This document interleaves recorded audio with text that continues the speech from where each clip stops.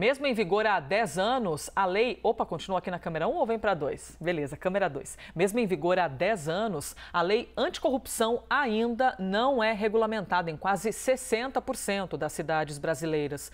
Os dados são do Conselho Nacional de Controle Interno, junto ao Banco Mundial e obtidos com exclusividade, aqui pela CNN. Esse estudo mostra os principais gargalos em relação ao combate à corrupção aqui no país. E quem conversa com a gente sobre isso? Renan Fiuza, olha ele, também de plantão. E que frio, hein, Renan? Já aproveita e conta pra gente como é que tá essa friaca aí na cidade de São Paulo, que eu tô vendo você com um casacão para conseguir se proteger. Bem-vindo, bom dia.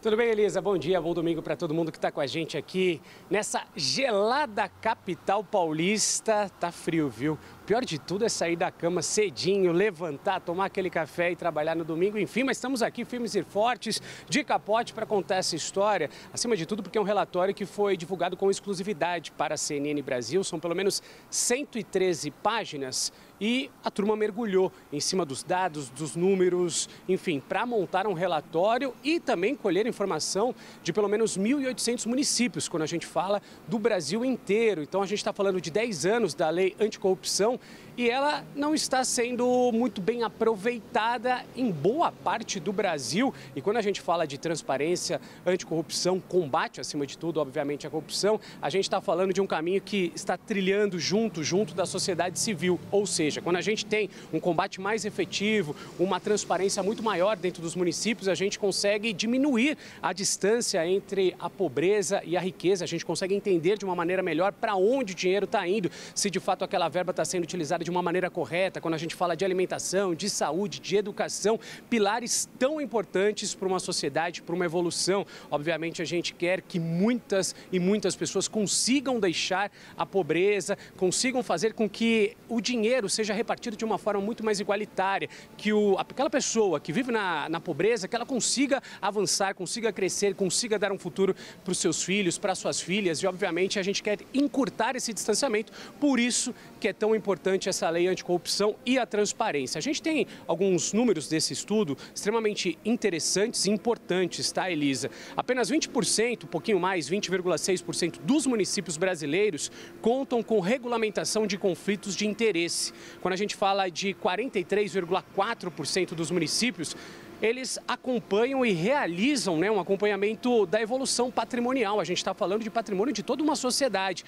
E como você bem ressaltou no comecinho, um pouquinho antes de me chamar ao vivo, a gente está falando de 10 anos de vigor dessa lei anticorrupção e ela não é regulamentada, para se ter uma ideia, quando a gente fala de pelo menos 60 municípios. Ou seja, a gente está falando de boa parte ou mais da metade dos municípios brasileiros. Por isso que é preciso a gente ter uma transparência correta, saber para onde esse dinheiro está indo, justamente para a gente entender e, obviamente, para a gente criar políticas públicas mais específicas e, acima de tudo, eficientes, para a gente encurtar, mais uma vez eu friso, aquela distância entre a pessoa mais pobre com a pessoa mais rica, para que a gente tenha uma sociedade mais justa e digna. Mas vamos ouvir o que disse a representante do Banco Mundial aqui no Brasil, que ela falou muito a respeito desse estudo e falou coisas bastante interessantes. Vamos ouvir.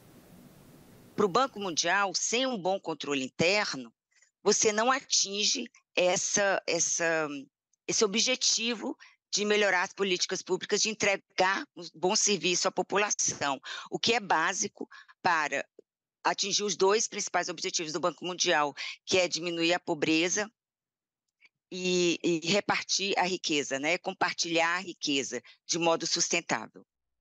Sobre esse assunto, a CNN também conversou com o Rodrigo Fontinelli, que é auditor federal de finanças e controlador-geral de Minas Gerais. Ele falou da importância desse controle interno no país na busca por soluções pela transparência e pelo combate à corrupção. Vamos ouvi-lo?